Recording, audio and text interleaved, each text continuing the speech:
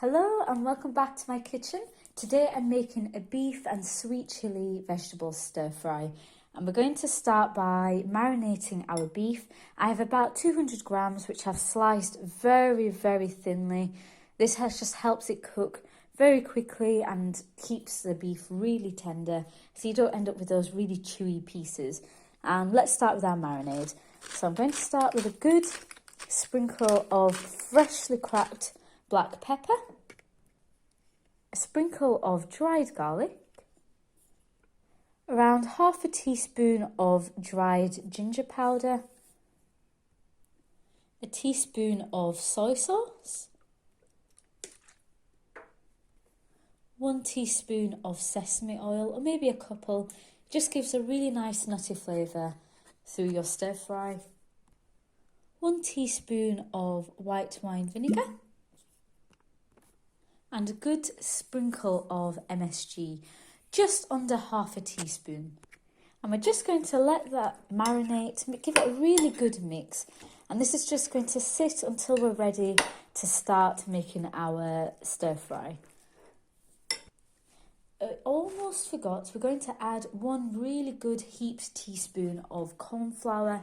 This just helps your beef to build a little bit of colour, give it a little bit of stickiness and become really nice and tender.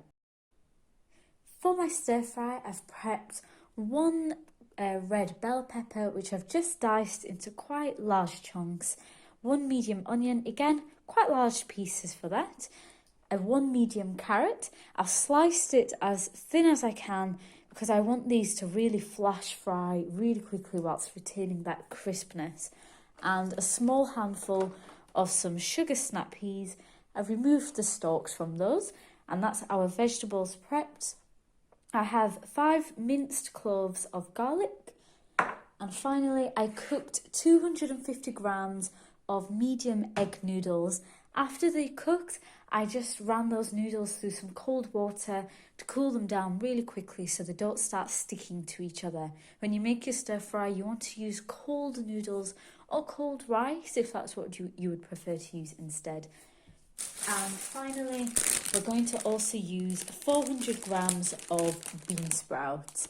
And let's get started with our stir fry. Now, I've got a really nice big wok on a high heat. I'm letting that wok start smoking so it's really nice and hot. Otherwise your stir fry isn't going to cook quite how you want it. I'm going to coat it with a little bit of sunflower oil. Peanut oil also works really well.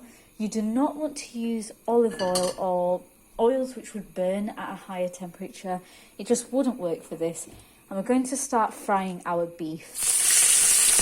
I'm frying my beef in a couple of batches just so it doesn't steam. And we're going to toss that around our pan to get some colour on there. It's not going to take long to cook at all, maybe around 20 seconds on each side. When you have a little colour from your beef, then you can remove the beef from your pan and cook your next batch. This should only take a few seconds. Add a tiny bit more oil just to prevent it sticking.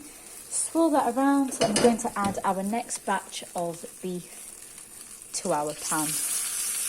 And you can just hear it instantly sizzling when it hits that really nice hot pan.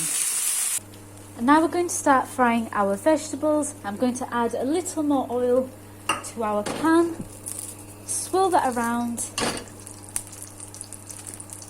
And we're going to throw in our onions and give them a little head start, just because I like a good amount of colour on my onions.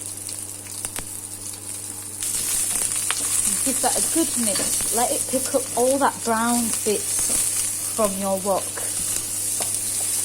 My onions have had a little head start, and I'm going to add my peppers and my carrots. And again, let that cook for a minute. Make sure you stir it constantly. You don't want anything burning in your pan. Now I'm going to add my beans. I've just let my vegetables stir fry for a good minute before I decided to add my beans. And our delicious bean sprouts. It's going to look like a lot of bean sprouts, but these will reduce massively. I like to add a little sprinkle of MSG at this stage, just because I want to flavour everything through really nicely.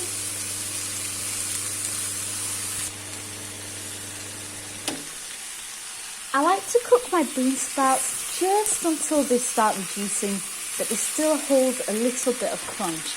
Now at this point, I'm going to add my garlic and a teaspoon of ground ginger. If you have fresh ginger, a couple of teaspoons would work really well here, really finely minced. Keep that moving around your pan for another few seconds until that garlic is really nice and fragrant. And now we're going to add our beef back into your pan and let that all cook together for another few seconds, just keeping it on the move so nothing burns. I also like to add a tiny sprinkle of Chinese five spice, around half a teaspoon to 3/4 of a teaspoon. I really love the flavour it gives to a stir fry, and give that a really good mix. Now we're going to add our sweet chilli sauce. I'm using around 175 mils to start with. If I feel like it's not enough for me, I will add more. I'm just going to give that a little head start. And it's time to add our noodles. I am using cold noodles because I didn't want it to break up in the pan straight away. And just let that ease into your pan and try to mix it around as best as you can. As the noodles warm up again, they will loosen up. And as it mixes with that delicious sauce, just use a pair of tongs to nudge it around. Try not to break them up too much. And it's smelling really delicious and fragrant. Hello and welcome back to my kitchen. I'm Anita and today we're making some crispy, lovely fried, fresh falafel. We're just going to get started. So, I'm soaking 400 grams or 2 cups of dried chickpeas. You don't want to use the canned stuff, already cooked chickpeas. It's going to give you an inferior product. That's just going to be a bit soft. It's not going to get as crunchy as you like your falafel to be. Of course, if you want, use it, but you'll get an inferior product at the end. But I do suggest you use dried chickpeas. I've let mine soak overnight. Normally, I would let this soak for a good 24 hours, but it was sort of a spur of the moment decision to make falafel. So minimum, try to soak it overnight to 16 hours. Best results, 24 hours. This just gives your chickpeas time to soften a little further and it's a bit better on your digestive system. So I soaked mine in sort of tepid, lukewarm water and you'll find your chickpeas really double and swell in size. And I've also prepared some of my fresh ingredients for my falafel.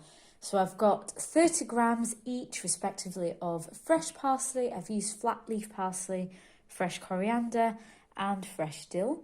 1.5 medium onions, which I've just quartered, but just makes it easier to blend later. And an entire bulb of garlic. That may seem like a lot, but you really do need it for this quantity of falafel.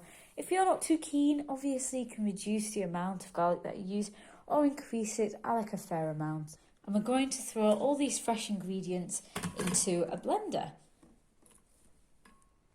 I've tried to remove where I can the thick stalky stems for our fresh ingredients.